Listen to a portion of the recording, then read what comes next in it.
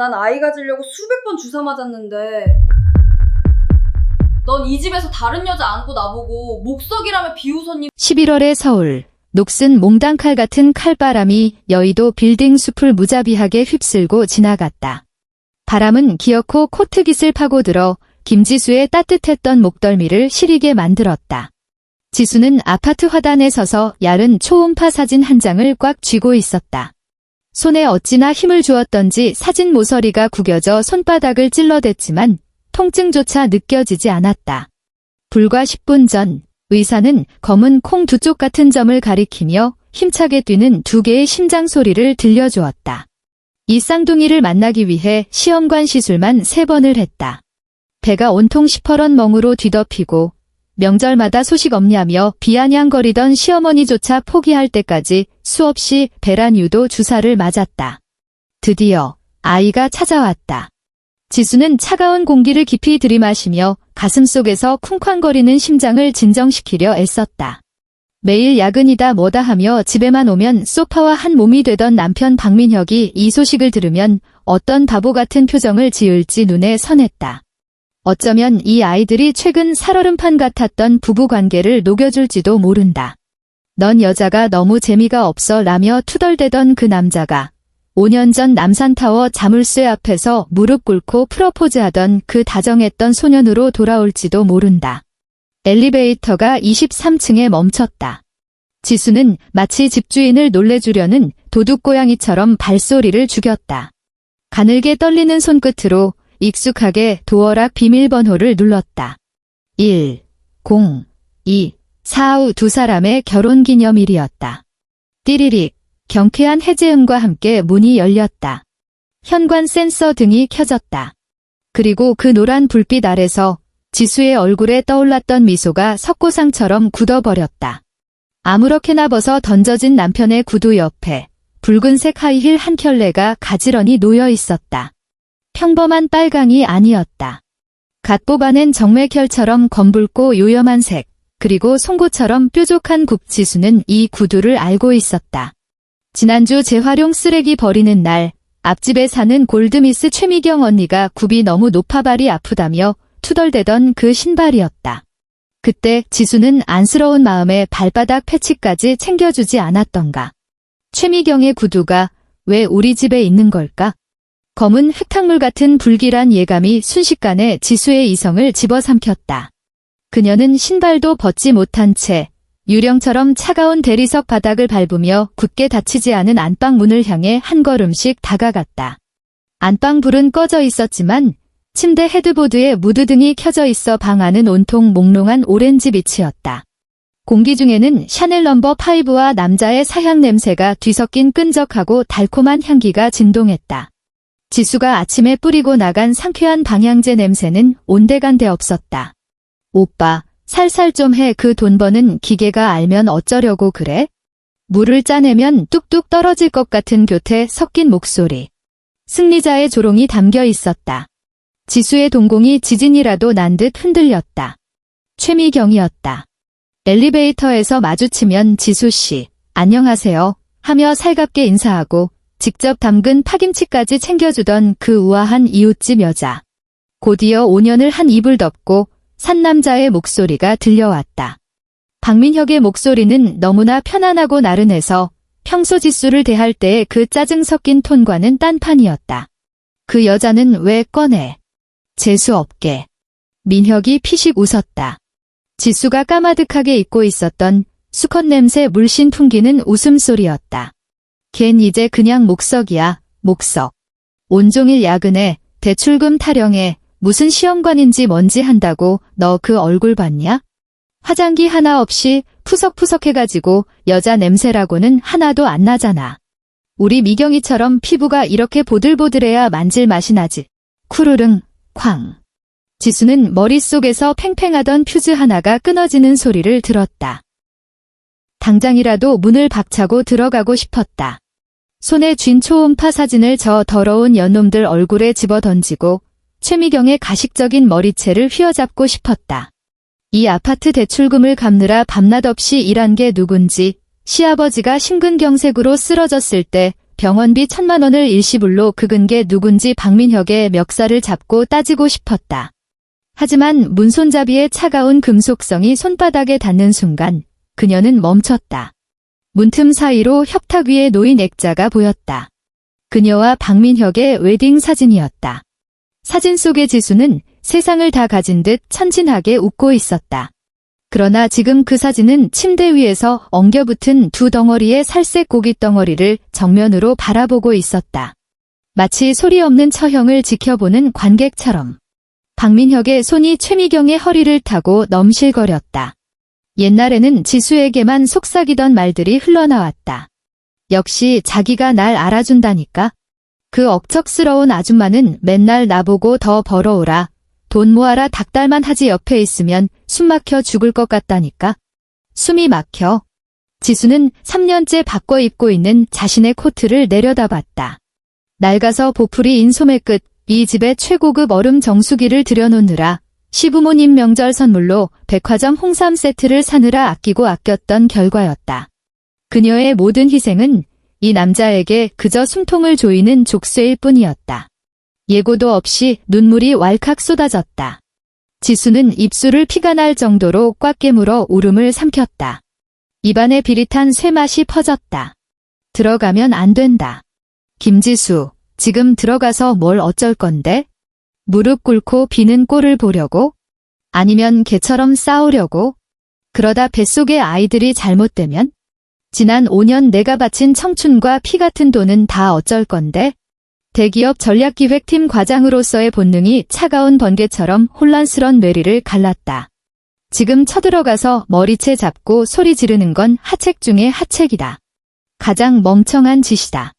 그녀는 덜덜 떨리는 손으로 가방에서 휴대폰을 꺼냈다. 손이 너무 떨려 지문 인식이 한 번에 되지 않았다. 심호흡을 한 번 크게 하고 숨을 멈춘 채 카메라 렌즈를 현관에 놓인 그 역겨운 빨간 구두에 조준했다. 찰칵. 무음 촬영. 첫 번째 증거 확보. 지수는 들어왔을 때처럼 뒷걸음질로 조심스럽게 물러났다. 한 발자국 물러날 때마다 마음속의 기둥이 하나씩 무너져 내렸다. 현관까지 물러난 그녀는 도어락 소리가 나지 않게 조심스럽게 문을 열고 빠져나온 뒤 다시 문을 닫았다. 달칵. 문이 잠기는 소리와 함께 그녀는 따뜻하지만 시궁창 같은 지옥에서 격리되었다. 복도의 센서 등이 꺼졌다. 지수는 차가운 방화문에 등을 기댄 채 주르륵 미끄러져 내렸다. 물에 빠진 사람이 간신히 수면 위로 올라온 것처럼 거친 숨을 몰아쉬었다. 위장이 뒤집히는 듯한 구역질이 치밀어 올랐다. 입덧인지 아니면 방금 목격한 장면에 대한 생리적인 거부 반응인지 알 수 없었다. 그녀는 입을 틀어막아 비명을 삼켰다. 끊어진 진주 목걸이처럼 후두둑 떨어진 눈물이 이미 구겨질 대로 구겨진 초음파 사진을 적셨다. 아가야, 미안해. 그녀는 소리 없이 절규했다. 아빠는 죽었어. 오늘부터 너희한테 아빠는 없는 거야? 5분 뒤. 김지수가 다시 일어섰을 때 움직임을 감지한 복도등이 다시 켜졌다. 조명을 받은 그녀의 얼굴에서 슬픔은 증발하고 없었다. 남은 것은 빙하처럼 차갑고 죽어버린 눈동자뿐이었다. 눈물을 닦아내고 코트깃을 단정하게 여민 그녀는 엘리베이터 버튼을 눌렀다. 1층이 아니었다. 옥상으로 향하는 버튼이었다. 그곳이 전파가 제일 잘 터지고 제일 조용하니까. 옥상 바람은 더욱 거세게 몰아쳤다. 발 아래로 서울의 야경이 펼쳐졌다. 저 수만 개의 불빛 중 그녀를 위해 켜진 등불은 단 하나도 없었다. 지수는 바람을 피할 수 있는 구석을 찾아 휴대폰을 켰다. 액정 위를 미끄러지는 손가락은 더 이상 떨리지 않았다. 첫 번째, 증거 수집. 그녀는 집에서 키우던 강아지 두부를 보기 위해 설치했던 펫캠 앱을 실행했다. 아이러니컬하게도 시어머니가 김산부한테 개털 안 좋다며 두부를 시골집으로 강제로 보내버린 게 지난달이었다. 게으른 민혁은 거실 구석에 있는 카메라 코드를 뽑을 생각조차 하지 않았을 것이다. 로딩을 알리는 동그라미가 두어 번 돌더니 화면이 떴다. 카메라는 거실을 비추고 있었지만 안방 입구까지 앵글에 잡혔고 무엇보다 음성 녹음 기능이 탁월했다. 지수는 블루투스 이어폰을 꽂고 볼륨을 최대치로 올렸다. 문밖에서 듣던 것보다 훨씬 더 적나라하고 더러운 소리들이 고막을 때렸다. 그녀는 무표정한 얼굴로 녹화와 클라우드 백업 버튼을 눌렀다. 10분쯤 지났을까 화면 속 안방문이 열리고 두 남녀가 걸어 나왔다. 박민혁은 사각 팬티 한 장만 걸친 채 발라 상태로 얼음물 병을 들고 있었고 최미경은 민혁의 셔츠를 걸치고 있었다. 지수가 지난달 보너스를 털어 사준 백화점 브랜드 셔츠였다. 헐렁한 셔츠 아래로 최미경의 하얀 허벅지가 덜렁거렸다. 자기야, 지금 몇 시야? 그 아줌마 왜 아직도 안 와? 최미경이 민혁의 어깨에 기대어 가슴팍에 손가락으로 원을 그리며 물었다. 누가 보면 어떡해? 상관없어. 그 여자, 야근 수당 몇 푼 더 챙기겠다고 회사에서 죽치고 있겠지 뭐. 민혁은 물을 벌컥벌컥 들이켜더니 물병을 탁자에 아무렇게나 던졌다. 쏟아진 물이 지수가 큰맘 먹고 산 레이스 식탁보를 적셨다. 그리고 여기 내 집이야? 내가 내 집에 누구를 데려오든 무슨 상관이야? 지수는 코웃음을 쳤다. 내 집이라고? 박민혁, 이 아파트 계약금은 우리 부모님이 시골 땅 팔아서 마련해 주신 거고 매달 나가는 대출금 원리금은 내 월급 통장에서 자동 이체되고 있다는 걸 잊었니? 내가 한다는 그 잘난 스타트업이 적자 말고 이 집에 10원 한 장 보태준 적 있어? 그녀는 저장 버튼을 눌렀다. 이 초고 화질 영상은 그들의 심장을 겨눌 첫 번째 총알이 될 것이다. 곧바로 팩캠 앱을 닫고 은행 앱을 열었다. 지문 인증 완료. 박민혁에게 만들어준 가족 카드 사용 내역이 화면 가득 떴다. 10월 12일 신라호텔 45만 원. 10월 20일 청담동 오마카세 32만 원. 11월 1일 엠백화점 여성의류 120만 원. 숫자들을 노려보는 지수의 뇌리에 며칠 전 박민혁이 했던 말이 스쳐 지나갔다. 여보, 회사 자금 사정이 좀 꼬여서 그런데 용돈 좀 미리 당겨주면 안 될까? 기름 넣을 돈도 없어. 그때 자신은 어땠나? 두말 없이 100만 원을 이체해주고 자신은 점심값을 아끼려고 일주일 내내 편의점 김밥으로 때우지 않았던가. 알고 보니 그 자금난의 원인은 다른 여자에게 가져다 바친 조공 때문이었다. 지수의 손가락이 분실 신고 및 정지 버튼 위에서 잠시 멈췄다. 하지만 망설임은 없었다. 확인. 화면 중앙에 시스템 메시지가 떴다. 요청하신 가족 카드가 사용 정지 처리되었습니다. 곧이어 그녀는 단골 부동산 김 소장에게 전화를 걸었다. 어머, 지수씨, 이 늦은 시간에 무슨 일이야? 수화기 넘어 김 소장의 카랑카랑한 목소리가 밤바람을 타고 들려왔다. 소장님, 늦게 죄송해요. 지수의 목소리는 소름 끼칠 정도로 차분했다. 지금 사는 집, 매물로 내놓으려고요. 금매로요. 시세보다 싸게 내놓으셔도 되는데 조건은 무조건 현금, 그리고 제일 빠른 날짜로 맞춰주세요. 네. 아니, 그 좋은 로열층을 왜? 민혁 씨랑 상의는 된 거야? 제 명의잖아요. 제가 결정합니다. 지수는 단호하게 말을 잘랐다. 내일 아침 출근길에 비밀번호 알려드릴게요. 부탁드립니다. 전화를 끊은 지수는 멀리 한강변을 따라 흐르는 차량의 불빛을 내려다봤다. 두 번째, 자금줄 차단 완료. 이제 박민혁은 이빨 빠진 호랑이 주제에 자신이 밀림의 왕인 줄 착각하고 있는 꼴이 되었다. 그리고 지수는 그 종이 호랑이를 갈기갈기 찢어발길 준비를 마쳤다. 마지막 하나가 남았다.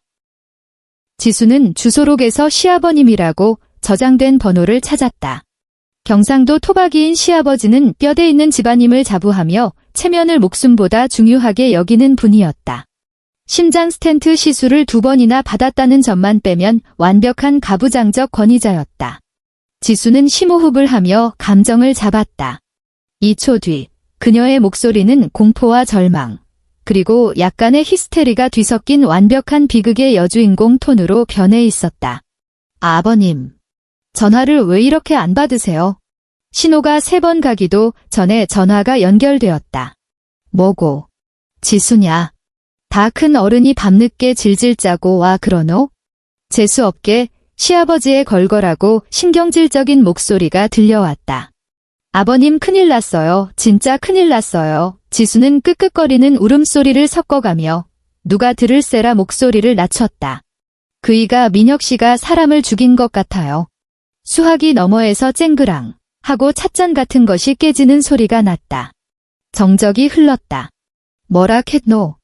니 지금 제정신이가. 진짜예요. 흑흑 지금 경찰이 문 두드리고 난리 났는데 무서워서 못 열겠어요. 민혁 씨가 칼 들고 설치는데 바닥에 피가 흥건하고 아버님 제발 와주세요. 저 무서워 죽겠어요. 민혁 씨가 눈이 뒤집혀서 집이라 캤나? 우리 지금 간다. 문 절대 열어주지 마라. 동네 사람들 듣는다. 입단속 단디 해라잉. 민혁이 인생 조진다. 시아버지가 뭐라 더 묻기도 전에 지수는 전화를 끊어버렸다. 휴대폰을 쥔 손등 위로 여전히 눈물이 흐르고 있었지만 그녀의 입꼬리는 서늘하게 말려 올라가 있었다. 살인, 경찰, 지읒, 체면치레가 종교인 시아버지에게 이 세 단어는 핵폭탄이나 다름없었다. 아마 지금쯤 잠옷바람에 시어머니까지 대동하고 미친 듯이 차를 몰고 올 것이다. 좋아. 관객 섭외는 끝났다. 이제야말로 본 공연을 시작할 때다. 지수는 찬바람이 부는 옥상에 10분 더 서 있었다. 볼이 얼어서 벌겋게 트고 온몸이 사시나무 떨듯 떨릴 때까지 기다렸다. 처량하고 불쌍해 보여야 했으니까? 그녀는 몸을 돌려 엘리베이터를 탔다. 다시 그 익숙한 현관 앞. 숨을 고른다. 비밀번호를 누른다. 이번에는 일부러 문 여는 소리를 요란하게 냈다. 나왔어. 현관에서 지수가 큰 소리로 외쳤다. 평소 야근하고 돌아왔을 때의 그 지친 듯하면서도 다정한 톤이었다. 집안에서 우당탕퉁탕 난리가 났다. 무언가 떨어지는 둔탁한 소리, 다급하게 뛰어다니는 발소리, 옷 입느라 부스럭거리는 소리. 지수는 아주 천천히 구두를 벗어 정리했다. 현관 거울을 보며 바람에 헝클어진 머리카락을 정돈하는 여유까지 부렸다. 약 10초 후 그녀는 거실로 들어섰다. 거실 소파에는 박민혁이 경제 잡지를 거꾸로 든 채 세상에서 가장 어색한 표정으로 앉아 있었고 최미경은 그와 1미터쯤 떨어진 1인용 소파에 다소곳이 앉아 빈 물컵을 만지작거리고 있었다. 최미경은 급하게 옷을 주워 입은 티가 역력했다. 블라우스 단추가 하나 밀려 채워져 있었고 머리는 산발이었다. 방향제를 미친 듯이 뿌려댔는지 머리 아픈 꽃향기 사이로 비릿한 정사 후의 냄새가 섞여 역겨운 악취를 풍겼다. 지수 왔어. 박민혁의 목소리가 모래를 씹은 듯 껄끄러웠다. 미경 씨는 고양이 보러 왔어. 아니지. 너 보러 왔는데 온 김에 파 좀 빌려달라고 해서. 네 지수씨 늦도록 안 오시길래 민혁씨 혼자 저녁도 못 챙겨 먹었나 해서 뭐 도와드릴 거 없나 하고 최미경이 일어섰다. 얼굴에는 싸구려 미소가 덕지덕지 발려 있었지만 눈동자는 불안하게 흔들렸다. 오셨으니까 전 이만 가볼게요. 어딜 그렇게 급하게 가세요, 언니? 지수가 생글생글 웃으며 최미경의 앞을 가로막았다. 눈빛은 소름 끼치도록 다정한데 최미경의 어깨에 올린 손에는 묵직한 압력이 실려 있었다. 최미경의 몸이 움찔했다. 마침 민혁 씨도 있는데 저 발표할 경사가 있거든요. 지수는 두 사람이 방금까지 뒹굴던 흔적이 남은 소파 앞 탁자로 다가갔다. 가방에서 꼬깃꼬깃해진 초음파 사진을 꺼냈다. 마치 깨지기 쉬운 보석을 다루듯 물기가 흥건한 탁자 위에 조심스럽게 올려놓았다. 여보, 이것 좀 봐. 지수가 사진 속 까만 점 2개를 손가락으로 가리켰다. 목소리는 자장가처럼 부드러웠다. 우리 엄마 아빠 된대? 그것도 쌍둥이래. 시간이 멈춘 것 같았다. 박민혁의 얼굴에 붙어있던 가면 같은 미소가 와르르 무너져 내렸다. 대신 그 자리엔 귀신이라도 본 듯한 공포가 들어찼다. 그는 사진을 뚫어져라 쳐다보며 입술만 달싹거릴 뿐 말 한마디 하지 못했다. 최미경의 얼굴은 밀가루처럼 하얗게 질렸다. 그녀는 무의식적으로 자신의 배를 감싸 쥐었다. 질투와 원망이 뒤섞인 눈빛이 사진을 쏘아보았다.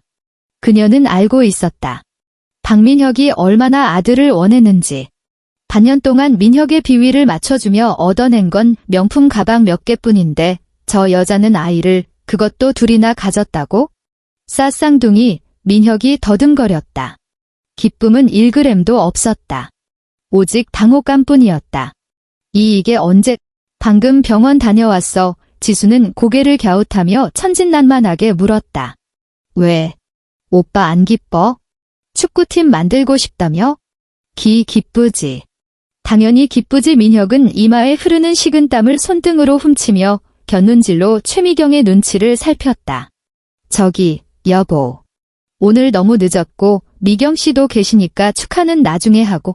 딩동, 딩동, 딩동, 쾅쾅쾅.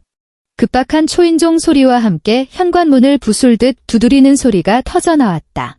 곧이어 도어락 해제음이 들렸다. 시부모님은 당연히 이 집 비밀번호를 알고 있었다. 민혁아, 내 새끼야. 현관문이 활짝 열리고 시어머니의 찢어지는 듯한 고함이 집안을 울렸다. 뒤이어 시아버지가 골프채를 손에 쥔 채 씩씩거리며 거실로 들이닥쳤다. 얼굴은 흑빛이었다. 경찰 어딨노? 칼은? 피는? 시아버지가 골프채를 허공에 휘두르며 고래고래 소리를 질렀다. 눈알이 튀어나올 것 같았다. 거실에 있던 세 사람은 얼어붙었다. 박민혁은 넋이 나간 표정으로 부모를 바라봤다. 아빠, 엄마, 갑자기 웬 경찰? 시부모님도 멈칫했다. 그들 눈앞에 펼쳐진 광경은 기괴했다. 아들은 사각 팬티 바람, 며느리는 코트 차림, 그리고 이웃집 여자는 단추를 잘못 끼운 채 엉거주춤 서 있었다. 피도, 칼도, 경찰도 없었다. 지수가 네 사람 죽였다 했다. 경찰이 문 앞이락했다. 시어머니가 지수를 삿대질하며 비명을 질렀다. 모든 시선이 김지수에게 꽂혔다. 박민혁의 눈에는 의문과 분노가, 최미경의 눈에는 고소함이, 시부모의 눈에는 속았다는 배신감과 경로가 이글거렸다. 김지수, 네 미친나. 밤늦게 남편 잡아먹을 소리하고 자빠졌네. 시아버지가 골프채로 바닥을 쿵 찍었다. 지수는 대꾸하지 않았다. 그저 이 콩가루 집안의 추악한 민낯을 조용히 감상했다. 그녀는 천천히 TV 장식장으로 걸어가 리모컨을 집어들었다. 아버님, 어머님, 죄송해요. 제가 잘못 봤네요. 지수의 목소리는 소름 돋게 침착했다. 거실의 온도를 5도쯤 떨어뜨릴 만큼 차가웠다. 민혁 씨는 사람을 죽이지 않았어요. 그냥 제 마음을 죽이고 이 가정을 난도질했을 뿐이죠. 무슨 헛소리야. 민혁이 벌떡 일어나 리모컨을 뺏으려 달려들었다. 하지만 지수의 엄지손가락이 스마트 뷰 버튼을 누르는 게 더 빨랐다. 아까 옥상에서 백업해둔 초고 화질 영상이 75인치 대형 4K TV 화면에 꽉 차게 투사되었다. 압도적인 크기, 선명한 화질, 쩌렁쩌렁한 사운드. 그 억척스러운 아줌마는 여긴 내 집이야. 우리 미경이는 피부가 참 낯뜨거운 신음과 저속한 음담패설이 서라운드 스피커를 통해 거실 구석구석을 타격했다. 화면 속에서 박민혁과 최미경은 발정난 짐승처럼 엉겨붙어 있었다. 달려오던 박민혁은 그 자리에 석상처럼 굳어버렸다. 팔을 뻗은 자세 그대로였다. 최미경은 깍 비명을 지르며 얼굴을 감싸쥐고 주저앉았다. 시어머니는 턱이 빠질 듯 입을 벌린 채 숨을 멈췄다. 그리고 양반 가문의 체면을 목숨처럼 여기던 시아버지. 그는 화면을 뚫어져라 쳐다보다가 얼굴색이 붉은색에서 보라색으로 다시 창백한 회색으로 변해갔다. 그는 떨리는 손으로 가슴을 움켜쥐고 다른 손으로 아들을 가리켰다. 저 개돼지 만도 못한 놈이. 시아버지는 그 말을 끝으로 눈을 까뒤집으며 뒤로 뻣뻣하게 넘어갔다. 뒷목을 잡은 채였다. 여보. 영감. 시어머니의 찢어지는 듯한 비명이 거실을 갈랐다. 현장은 순식간에 아수라장이 되었다. 지수는 그 혼란의 소용돌이 한가운데 서서 이 모든 난장판을 차가운 눈으로 내려다보았다. 시어머니가 쓰러진 시아버지에게 달려들어 인중을 꼬집어대고 박민혁이 허둥지둥 아버지를 부축하고 그 틈을 타 최미경이 도망치려 하고 있었다. 거기서 지수의 목소리는 크지 않았지만 자중을 압도하는 서늘한 위압감이 서려 있었다. 그녀는 고개를 돌려 현관문 손잡이를 잡고 있던 최미경을 칼날 같은 시선으로 겨냥했다. 최미경 씨, 그 문 밖으로 한 발자국이라도 나가면 지수는 휴대폰을 들어 보였다. 화면에는 메일 발송 대기창이 떠 있었고 첨부 파일은 방금 그 영상이었다. 이 동영상 1초 뒤에 당신네 유치원 원장님이랑 학부모들 단체 채팅방에 뿌려질 거야. 최미경의 손이 문손잡이 위에서 석고처럼 굳어버렸다. 지수는 다시 엉망진창이 된 박씨 집안 사람들을 향해 몸을 돌렸다. 가방에서 계산기를 꺼냈다. 베테랑 재무팀 과장인 그녀에게 가장 익숙하고 치명적인 무기였다. 자, 이제 관객도 다 모였으니 계산을 좀 해볼까요? 지수는 식탁 의자를 끌어당겨 우아하게 앉았다. 그녀가 계산기의 AC 버튼을 누르자 탁 하는 경쾌한 소리가 소란스러운 거실에 선명하게 울려 퍼졌다. 박민혁, 지난 5년 동안 아파트 대출 원리금 합계 1억 8천만 원. 내가 얼마나 냈지? 0원. 생활비 합계 6천만 원. 내가 보탠 거 있니? 0원. 작년에 아버님 심장 수술비 1,200만 원. 그거 누가 냈지? 나야. 그리고 지수는 잠시 말을 멈추고 공포로 일그러진 박민혁의 얼굴을 훑어내렸다. 그녀의 시선이 마지막으로 머문 곳은 박민혁의 손목에 감긴 롤렉스 시계였다. 작년 결혼기념일에 그녀가 선물한 것이었다. 내 손목의 그 시계 1,500만 원짜리야. 풀어. 지수가 손바닥을 위로 향하며 손을 내밀었다. 지금 당장. 박민혁은 눈앞에 낯선 아내를 멍하니 바라보았다. 네, 오빠 하며 순종적이던 그 여자는 온데간데 없었다. 그 자리엔 냉혹한 심판관만이 앉아 있었다. 그는 전례 없는 공포를 느꼈다. 단순히 불륜을 들켰다는 공포가 아니었다. 자신을 먹여 살리던 숙주가 이제 자신을 도려내려 한다는 생존의 위기감이었다. 그는 덜덜 떨리는 손으로 시계를 풀었다. 지수는 시계를 받아 들더니 쳐다보지도 않고 옆에 있던 쓰레기통에 툭 던져버렸다. 더러워 그녀가 나직하게 내뱉었다. 그러고는 다시 계산기로 시선을 돌렸다. 그녀의 손가락이 키패드 위를 춤추듯 날아다녔다. 다다다다. 그 기계적인 소리는 마치 시한폭탄의 카운트다운처럼 들렸다. 다음은 위자료랑 정신적 피해 보상인데. 지수는 고개를 들어 박민혁 너머의 창밖을 바라보았다.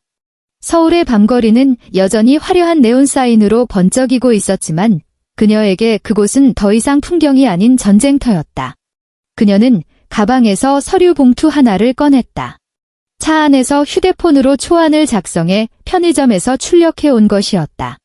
법적 효력은 완벽하지 않을지 몰라도 법이라곤 쥐뿔도 모르는 이 집안 사람들을 겁주기엔 충분했다. 이혼 합의서야. 그녀가 서류를 탁자 위에 내리치자 물에 젖은 초음파 사진이 파르르 떨렸다. 사인해. 안 그러면 자칭 뼈대 있는 가문이라는 박씨 집안에서 어떤 아들을 키워냈는지 대한민국 만천하에 알릴 테니까.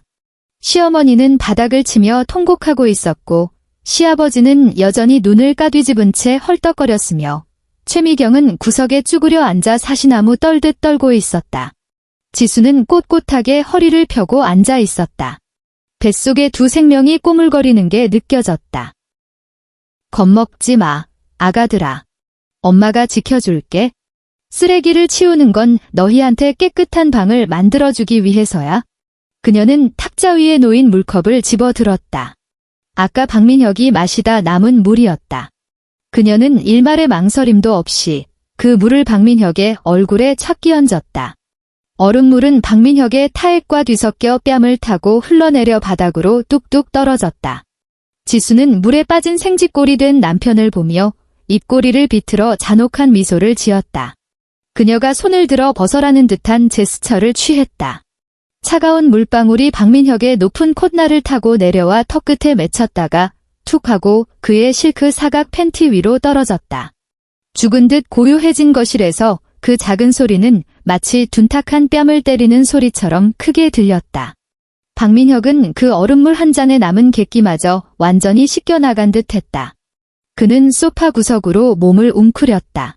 그나마 그 얄팍한 자존심을 지탱해주던 척추가 뽑혀나간 것 같았다.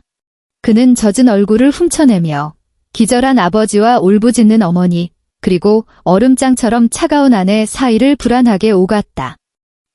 지수야. 박민혁의 목소리가 덜덜 떨렸다. 추위 때문인지 공포 때문인지 이가 딱딱 부딪혔다. 우리말로 하자. 응. 일단 저 영상 좀 끄면 안 될까? 아버지 쓰러지신 거 안 보여? 이러다 진짜 사람 잡겠어. 김지수는 미동도 하지 않았다. 그녀는 마치 희극을 관람하는 여왕처럼 의자에 깊숙이 등을 기대고 앉아 있었다. 아이고, 영감. 정신 좀 차려보소 하며 시아버지의 가슴을 쳐대는 시어머니를, 그리고 평소엔 천하를 호령할 듯 굴더니 지금은 무대 나온 물고기처럼 뻐끔거리는 시아버지를 건조하게 바라보았다. 사람을 잡아 지수가 헛웃음을 터뜨렸다. 손가락 끝으로 계산기 버튼을 톡톡 두드렸다. 민혁아, 너 아까 침대 위에서 나 때문에 숨 막혀 죽겠다고 했지? 그때 나는 숨 쉬는 사람이라는 생각 안 해봤니? 내가 저 여자한테 명품백 사주느라 내 카드 정지시켜서 내가 점심 굶을 때는 내 뱃속에 생명 2개가 더 있다는 생각은 안 해봤고? 그녀가 고개를 숙이고 다시 계산기를 두드리기 시작했다. 탁, 탁, 탁, 탁. 그 단조롭고 날카로운 기계음이 박민혁의 심장을 조여오는 장송곡처럼 들렸다. 어차피 시부모님도 계시니까 이참에 썩은 환부는 확실하게 도려내고 가자. 지수의 목소리는 소름 끼칠 정도로 차분했다. 방금 남편의 불륜 현장을 덮친 여자라기보다는 냉철한 기업 구조조정 전문가 같았다. 결혼 5년. 이 아파트 전세 보증금 3억. 우리 친정 부모님이 땅 팔아서 해주신 거야? 그 뒤로 매달 나간 대출 원리금 240만 원. 전부 내 월급 통장에서 자동 이체됐어. 5년, 60개월. 합계 1억 4,400만 원. 그녀가 고개를 들었다. 한때 남편을 꿀 떨어지는 눈빛으로 바라보던 그 눈은 이제 폐기 처분 직전의 불량품을 감정하는 눈빛으로 변해 있었다. 박민혁, 너 5년 동안 이 집에 생활비 10원 한 장 보탠 적 있어? 아, 맞다. 내가 한다던 그 잘난 스타트업.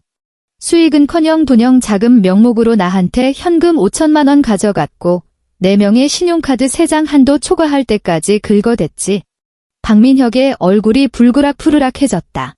반박하고 싶었지만 입이 떨어지지 않았다. 팩트였으니까. 그는 본능적으로 구석에 처박힌 최미경을 쳐다보았다. 방금 전까지 자신에게 온갖 아양을 떨던 그 여자에게서 뭐라도 위로를 받고 싶었다. 하지만 최미경은 벽 틈으로 사라지고 싶은 듯 고개를 푹 숙이고 옷자락만 쥐어뜯고 있었다. 박민혁 쪽은 쳐다보지도 않았다. 그리고 위자료에 지수가 비웃음을 섞어 말을 이었다. 요즘 시세에 외도로 인한 파탄, 그것도 임신 중인 아내를 두고 벌인 짓이면 금액이 얼마나 뛸지 상상도 안 가지? 박민혁, 내 명의로 된 재산 없다고 안심하지 마. 내 월급, 미래 수익, 아니면 경기도에 있는 시댁 그 낡은 주택까지 전부 가압류 걸 거니까? 주택이라는 단어에 죽어가던 시아버지가 눈을 번쩍 떴다. 컥컥거리는 괴상한 소리를 내며 억지로 상체를 일으키려 했다. 이 독한 년이. 감히 내 집을 건드려. 시아버지가 지수를 향해 덜덜 떨리는 손가락질을 했다. 아버님, 진정하세요. 심장 터지시겠어요. 지수가 싸늘하게 대꾸했다. 자식 농사 잘못 지은 대가는 치르셔야죠. 아드님이 이런 금수만도 못한 짓을 저질렀는데 부모로서 책임지셔야 하는 거 아닙니까? 그게 그토록 자랑하시던 박씨 가문의 법도 아니에요? 그 말은 체면을 목숨보다 중히 여기는 시아버지의 명치에 꽂히는 결정타였다. 시아버지는 흰자위를 보이며 이번에야말로 진짜로 기절의 뒤로 넘어갔다. 영감. 119 불러라. 사람 죽는다. 시어머니가 짐승 같은 비명을 지르며 남편의 가슴을 주먹으로 내리쳤다. 아수라장 속에서 박민혁의 멘탈이 완전히 붕괴되었다. 그는 털썩하고 무릎을 꿇었다. 무릎이 바닥에 부딪히며 둔탁한 소리가 났다. 바닥에 흥건한 얼음물에 무릎이 젖는 것도 아랑곳하지 않고 그는 지수의 바짓단을 부여잡고 오열했다. 여보, 지수야, 내가 잘못했어. 진짜 내가 미쳤었나 봐. 박민혁은 콧물 눈물을 범벅하며 빌었다. 영상 속의 그 거만하던 남자는 온데간데 없었다. 내가 잠시 귀신에 씌었었나 봐. 저 여자가 꼬리쳐서 그런 거야. 내 맘 알잖아. 내가 사랑하는 건 너뿐이야. 애들 봐서라도, 우리 쌍둥이 봐서라도 한 번만 용서해줘. 지수는 발밑에서 징징거리는 남자를 내려다보았다. 불과 몇 시간 전 다른 여자 품에서 자신을 황얼굴 아줌마라고 조롱하던 남자였다.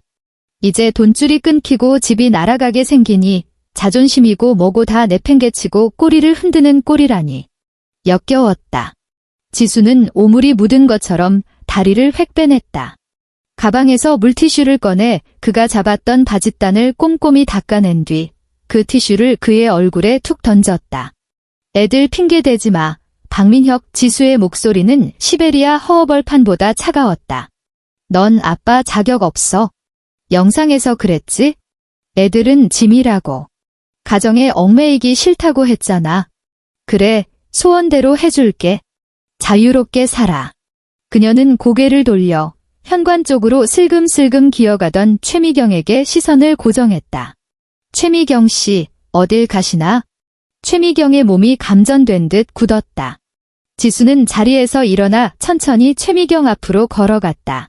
키가 더 큰 지수가 위에서 내려다보자 자칭 힐링 멘토라던 최미경은 한 줌의 먼지처럼 작아 보였다. 뭘 어쩌려고요? 최미경의 목소리가 염소처럼 떨렸다. 저 전 민혁 씨랑 그냥 엔조이였어요. 임신하신 줄은 꿈에도 몰랐다고요. 엔조이. 지수가 한쪽 눈썹을 치켜 올렸다. 내 침대 위에서 엔조이? 내가 사준 셔츠 입고 엔조이? 최미경, 몰랐다는 말 한마디면 내가 저지른 그 더러운 짓들이 다 세탁될 줄 알았니?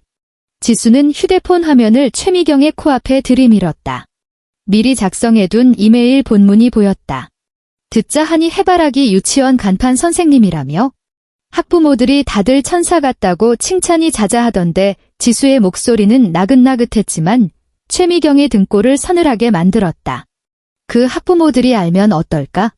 자기들이 믿고 맡긴 성녀 같은 선생님이 사실은 임신한 이웃집 여자 남편 꼬셔서 안방까지 쳐들어가 뒹구는 상간녀라는 걸 알면 말이야. 너무 흥미진진하지 않겠어? 최미경의 동공이 지진난 듯 흔들렸다. 얼굴에서 핏기가 완전히 사라졌다. 유치원 교사에게 평파는 곧 목숨이었다. 이 사실이 지역 맘카페에 퍼지는 순간 그녀의 인생은 끝장이다. 아, 안 돼요. 제발요. 지수 언니, 아니 사모님. 제가 잘못했어요. 최미경은 다리에 힘이 풀려 주저앉더니 지수의 손을 잡으려 허우적거렸다. 제발 메일만은 보내지 마세요. 저 당장 이사 갈게요. 다시는 박민혁 안 만날게요. 제발 살려주세요. 살려달라고 지수가 코웃음을 쳤다. 그녀의 엄지손가락이 전송 버튼 위에서 맴돌았다. 내가 그 빨간 구두 신고 우리 집 현관 넘었을 때, 내 침대에 누워서 나 비웃었을 때, 너는 나한테 살 길을 열어줬니?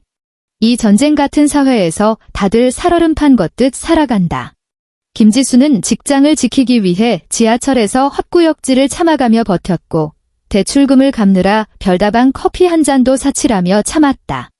그런데 이 두 인간은 그녀의 그 피눈물 나는 노력을 짓밟고 조롱했다. 이 세상에 이유 없는 용서는 없다. 지수는 망설임 없이 전송 버튼을 눌렀다. 슈!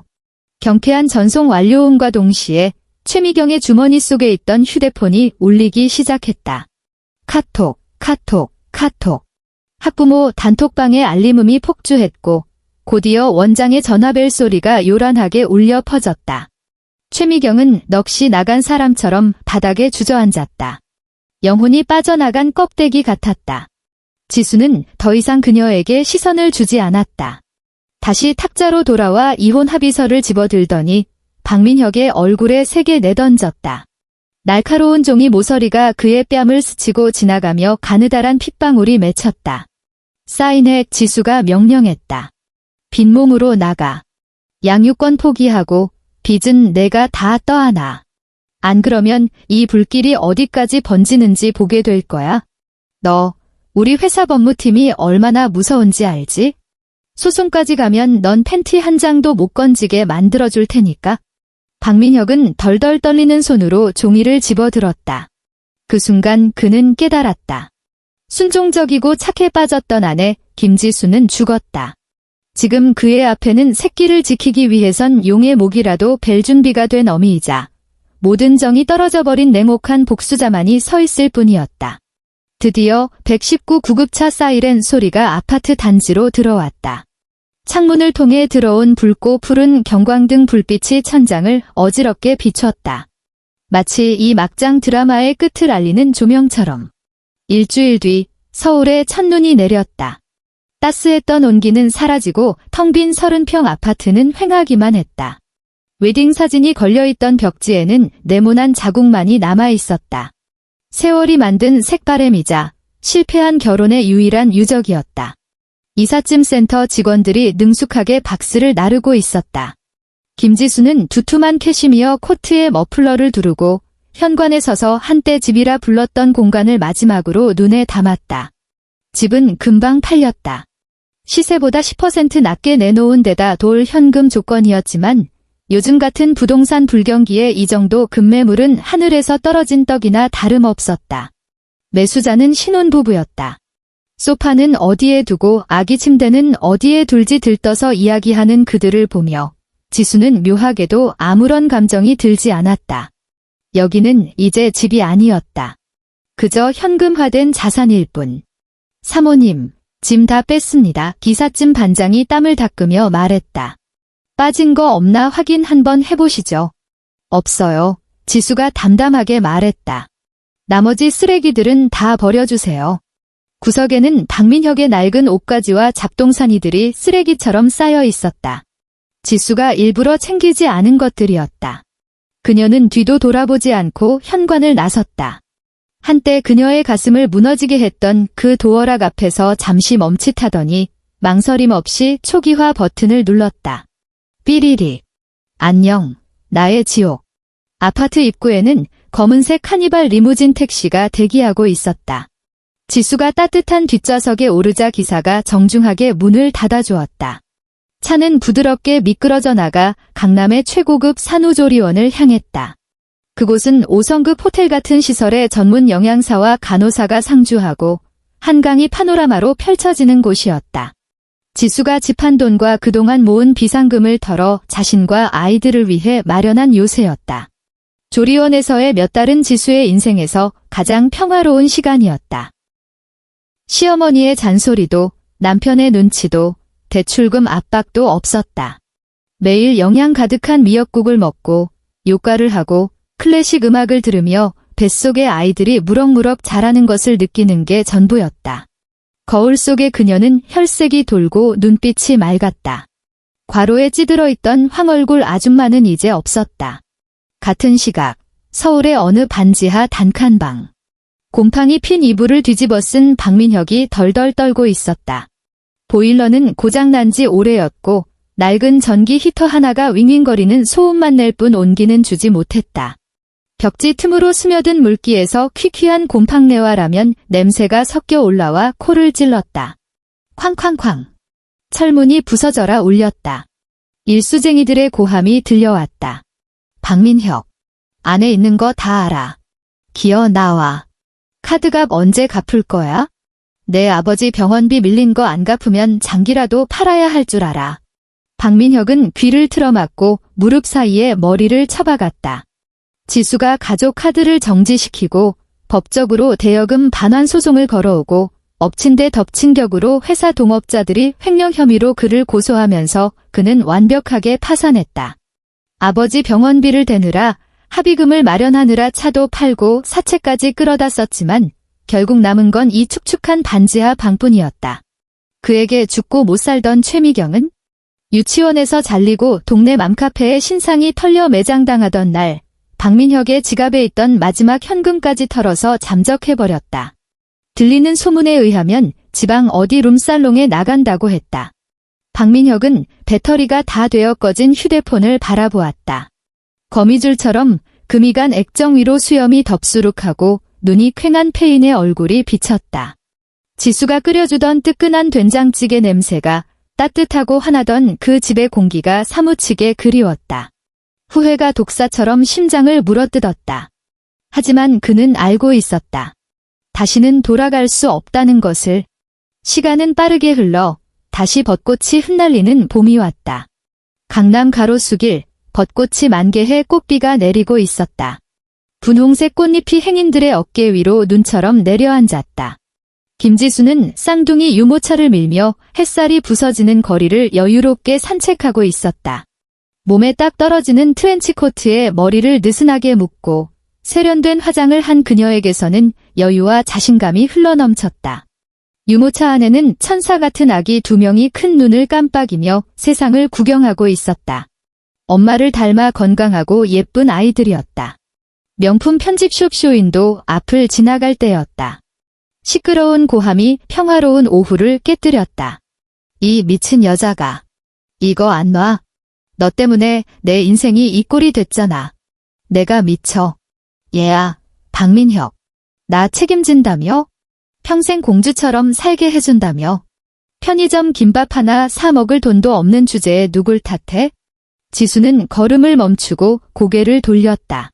길 건너편 남루한 행색의 남녀가 서로 머리채를 잡고 뒤엉켜 있었다. 남자는 때가 꼬질꼬질한 패딩 점퍼에 떡진 머리를 하고 있었고 여자는 유행 지난 싸구려 모피조끼를 입고 화장이 번져 조커처럼 보였다. 박민혁과 최미경이었다. 두 사람은 지나가는 사람들의 경멸 어린 시선 따위는 아랑곳하지 않고 서로에게 쌍욕을 퍼부으며 치고받고 있었다. 가난과 비참한 현실 앞에서 그들이 그토록 부르짖던 찐사랑은 역겨운 개싸움으로 변질되어 있었다. 뭔가 느껴졌는지 박민혁이 멱살을 잡힌 채 고개를 들었다. 차도 넘어 지수의 차분한 시선과 딱 마주쳤다. 순간 박민혁의 동작이 멈췄다. 그는 눈부시게 빛나는 지수를, 그 고급스러운 유모차를, 그리고 그 안에 타고 있는 마땅히 자신이 잡바소리를 들어야 했을 아이들을 바라보았다. 거대한 수치심과 회한이 쓰나미처럼 그를 덮쳤다. 그는 입을 벙긋거렸다. 지수야 라고 부르고 싶었다. 달려가서 아이들 얼굴이라도 한번 보고 싶었다. 어딜 봐. 돈 내놓으라고. 최미경이 기회를 놓치지 않고 그의 멱살을 더 세게 흔들었다. 내가 꼽을 쳐 둔 돈 있는 거 다 알아. 박민혁은 중심을 잃고 다시 진창으로 굴러떨어졌다. 지수는 그 광경을 조용히 지켜보았다.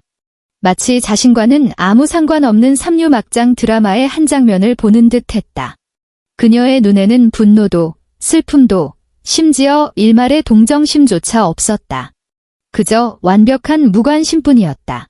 쓰레기에게는 시선조차 낭비다. 그녀는 시선을 거두고 유모차 왼쪽 아기의 모자를 다정하게 고쳐 씌워주며 입가에 옅은 미소를 띄었다. 아가들아, 저기 봐, 벚꽃 피었다. 그녀는 나직하게 속삭이며 유모차를 밀고 인파 속으로 섞여 들어갔다. 봄바람이 그녀의 머리카락을 스치고 등 뒤로 따스한 햇살이 쏟아졌다. 그것은 자유의 냄새였고 새로운 삶의 축복이었다. 진흙탕 속에서 들려오는 비명과 욕설은 더 이상 그녀의 귀에 닿지 않았다. 그녀의 진짜 인생은 이제 막 시작되었다. 끝.